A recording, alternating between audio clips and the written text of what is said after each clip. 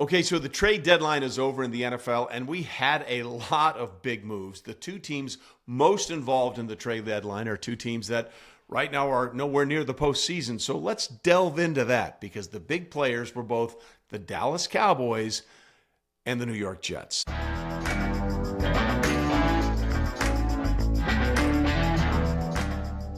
Let's start with the New York Jets and the first of their moves, trading Sauce Gardner to the Indianapolis Colts for wide receiver Adonai Mitchell, and they also get a couple of picks, a first and a second rounder. Here's the problem for the Jets. I understand why they're doing what they're doing here, because it makes all the sense in the world. Your team has won one game. You're not going anywhere. So you might as well just let it all go, take it down to the studs, and build over.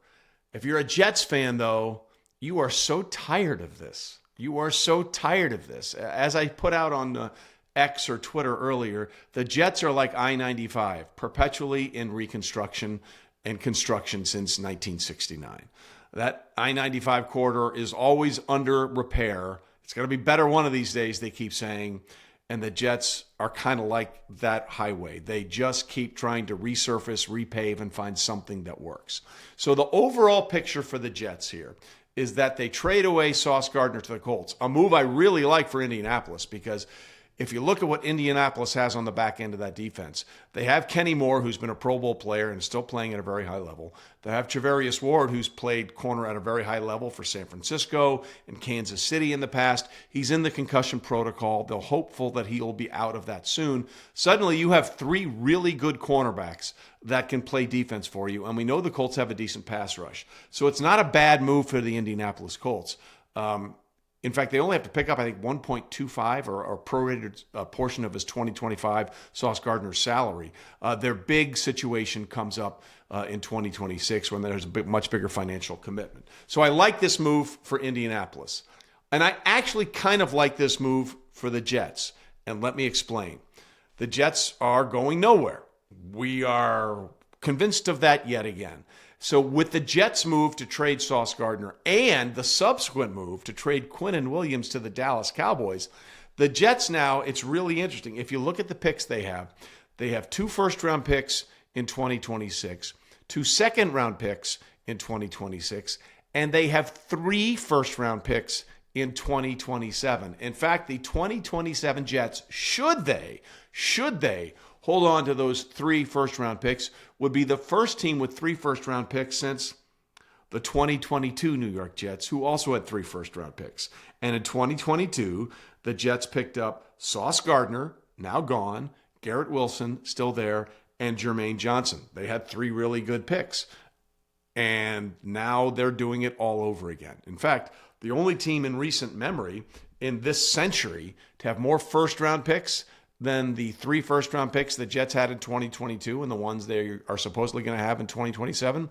The 2000 Jets, who had 4 first-round picks in 2000 and inexplicably, unbelievably, used them all. They used 4 first-round picks. They didn't trade away any of them. They had 4 first-round picks and used them all in that draft, which is still one of the more amazing things of all time. So it's a good move for the Colts. It's also a good move for the Jets. Although it's still the same thing. The problem for the Jets is they always go through this. We just pointed out 4 picks in 2000, 3 picks in 2022. 5 years later, they're going to have another 3 first-round picks should they hold on to them. And obviously, this is a play over the next couple of years for the Jets to try and find their quarterback. But it's not just about the Jets using these picks to find their quarterbacks. There's a much bigger issue here. Can the Jets find and develop a quarterback? Because that's been their problem. Case in point, what are we seeing from Sam Darnold? Sam Darnold left the Jets, floated around in a while for Carolina, then backed up folks in San Francisco, then burst onto the scene last year for the Minnesota Vikings, and despite what happened at the end of the season and in the playoffs, played very, very well. And lo and behold, what is he doing now in Seattle? Playing very, very well, coming off that amazing game Sunday night against the Commanders where he hit on his first 17 throws. So when you're looking at this as a Jets fan, you're saying to yourself, okay, great. We've got these picks. Can you turn them into something. Outside of a 2-year run in the late 2000s, when they went to back-to-back AFC championship games, the Jets basically have nothing to show for themselves since Super Bowl III. We're just being honest about it, okay? And what we're seeing here is a very similar pattern from the Jets, from their ownership, in the same way we're seeing another similar pattern from the other team that was a big player on the trade deadline. That is the Dallas Cowboys. Woody Johnson said not too long ago, hey, Sauce Gardner, cornerstone, want to keep him. And then, of course, a few months later, he's traded away just 4 months after that 4-year, $120 million record-setting contract they gave to Sauce, one day after Garrett Wilson got his deal, both of them drafted, as we said, in 2022. There is no plan for the Jets to find a way to develop. I love the picks, but now it's up to the Jets to try and turn them into something and have a cohesive plan going forward, something that has clearly not been there at all in any way, shape, or form under Woody Johnson's ownership. So it's great that they have all these picks, and they have shown in recent memory and recent history that you can make and get good players, but you still can't find a way to make the team work. That's the bigger problem. And speaking of that, that leads us to the other big player at the trade deadline, the Dallas Cowboys. Now, the Dallas Cowboys are coming off back-to-back losses that saw them go from 3-3-1 to 3-5-1. And I don't know, do you really believe there's playoff hope for the Dallas Cowboys? Maybe. But I think this is more about Jerry Jones getting us to talk about the Dallas Cowboys than Jerry Jones thinking about how to put together a team with the Dallas Cowboys. Because they make the trade for Quinnen Williams, right? And they give up a first-round pick and a second-round pick and Mozzie Smith, a defensive tackle, by the way, they're drafted in the first round a couple of years ago that can't get on the field. So they give that back to the Jets in exchange for Quinnen Williams. Now, Quinnen Williams has a couple of years left on his contract. Quinnen Williams is an unbelievable player. There is no debating about that. He has been a stalwart. He's been awesome. He got his first sack of this season on the first play of the season. Hasn't had one since, but he's a disruptive force on the inside of that interior defensive line, and has been for the Jets. And he could be for the Dallas Cowboys. Here's the problem, though. When they traded away Micah Parsons to the Green Bay Packers, one of the players they got back was Kenny Clark, who's been a decent player for the Dallas Cowboys. By no means a great player, a decent player. And oh, by the way, the Cowboys also signed Odighizuwa, the defensive tackle, to a big contract this offseason. So they have 3 really good defensive tackles. How many defensive tackles are you going to play on a daily basis, on a weekly basis? How many times are you going to line up those 3 guys on the defensive line at the same time? I'm not sure. Obviously, in obvious run-stopping situations, which, by the way, Dallas has been terrible at this year. Let's just be honest about it. Despite the addition of Kenny Clark, they haven't shored up that run defense in any way, shape, or form, which is one of the things that Jerry Jones said they really wanted to do to make sure they got back a player like Kenny Clark in return for Micah Parsons, as well as the 2 first-round picks. And oh, by the way, the first-round pick the Cowboys are giving up to the Jets is guaranteed to be the better of their 2 first-round picks. So, and with the way the Cowboys are playing and the way things are going for them, it could be a really good pick, probably a top 15, if not better pick that they're going to give up to the Jets. So I ask the Dallas Cowboy fans out there, please tell me do you believe that there's a cohesive plan for what Jerry Jones is doing? Because you signed Odighizuwa, you traded away Micah Parsons, and you told us to our face, hey, man, we gotta find a way to stop the run. That's why we got Kenny Clark. The Cowboys have not been able to stop the run in any way, shape, or form. Quinnen Williams is going to help. There's no question about it. But by trading for Quinnen Williams, you're essentially saying the move we made to get Kenny Clark back in return for Micah Parsons hasn't really worked out. Because if Kenny Clark had been a dominant force on the inside, you know who you wouldn't need to trade for? That's right. He goes by the name of Quinnen Williams. Now, the other big player, or the other player, I should say, the Cowboys picked up, Logan Wilson. They got a 7th-round pick for the inside linebacker from the Cincinnati Bengals. And look, Logan Wilson has played really well in the last 3 years.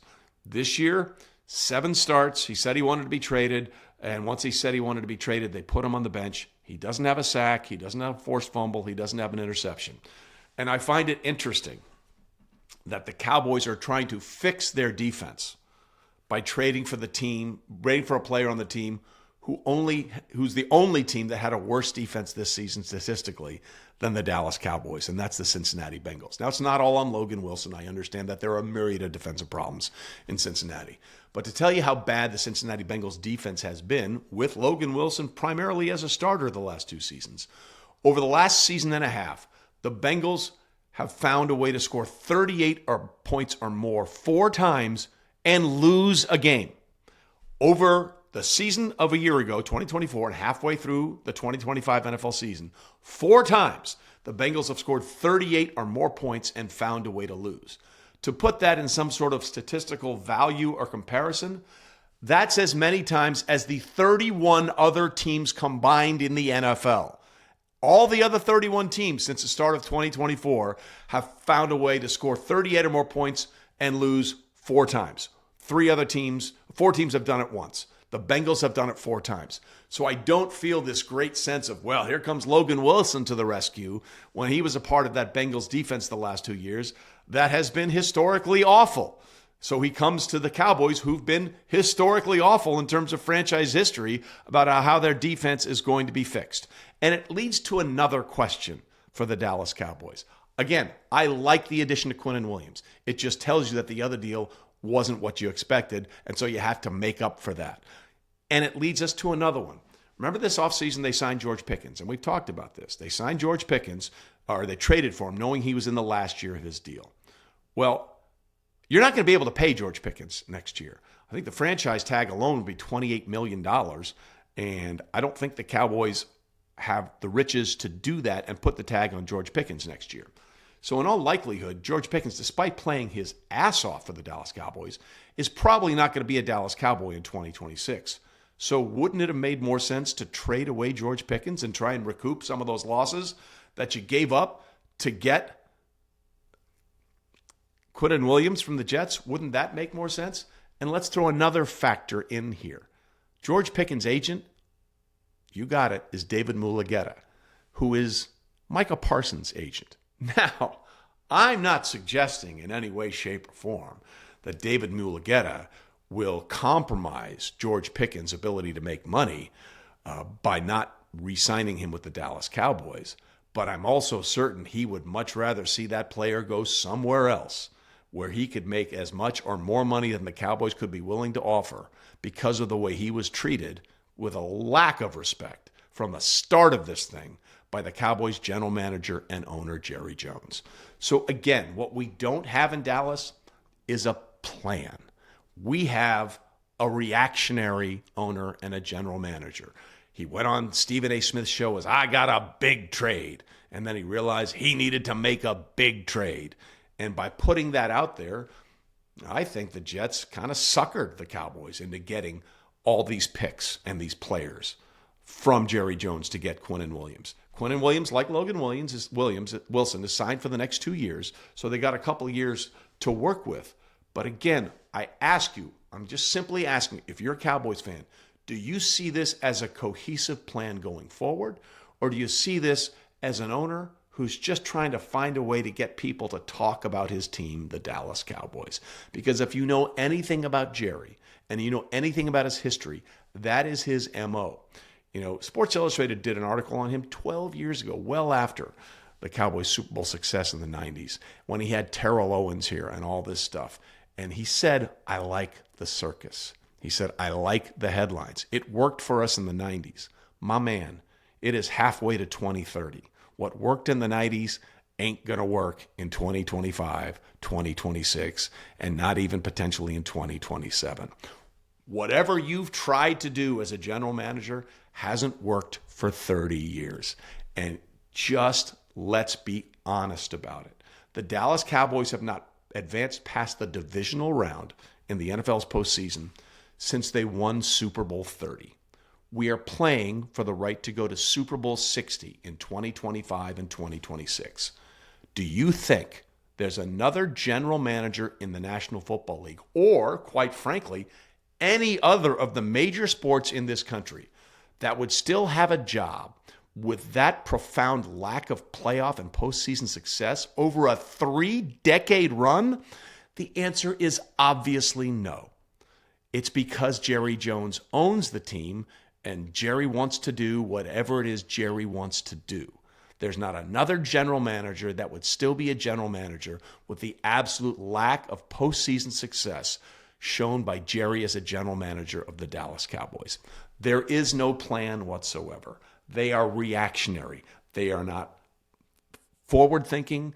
They are reactionary. They don't establish a pattern of behavior. They react to patterns of behavior.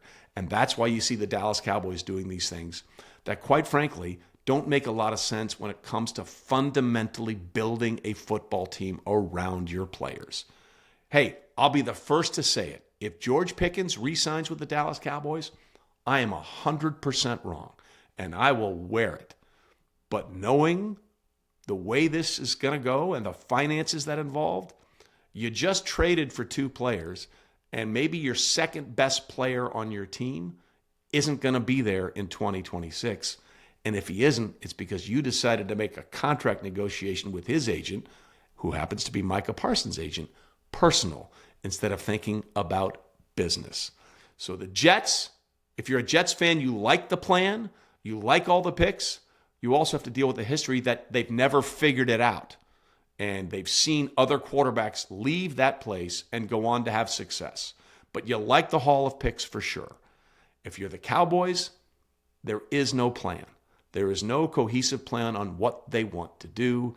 It's Jerry reacting in the moment, sticking up a finger, seeing which way the wind blows and say, let's try that. Oh, and one last thing while we're wrapping up here, which I find hilarious. Jacoby Brissett with another great performance Monday night in the Cardinals' win over the Cowboys, ending their 5-game losing streak. You look at his numbers, he's been phenomenal. Well, what did the Cardinals say today? Hey, Kyler Murray remains the starter as soon as he's healthy. Now, here's the caveat that most people don't understand. As soon as he's healthy can be whatever the team wants it to be. They can have their team physician go, I don't know, dude, that still looks pretty bad. We think you need a little more rest. And I guarantee you, as long as Jacoby Brissett is playing well, Kyler Murray's foot won't be healthy. The moment Jacoby Brissett shits the bed, it will be a miracle. Suddenly, Kyler Murray's foot is healthy and he's ready to go. So this is another one of these situations where they tell you something and you have to decide what's real and what's not real. Yeah, hey, Kyler, as soon as you're healthy, you're our guy, you're ready to go. The team that can quantify and delay and qualify when he's healthy, the team with the doctors that can say, I don't know, dude, it still feels like it might be a risk. Let's hold it off for another week.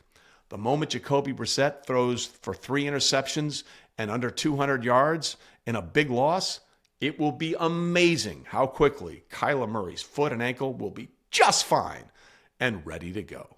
And those are straight facts, homie.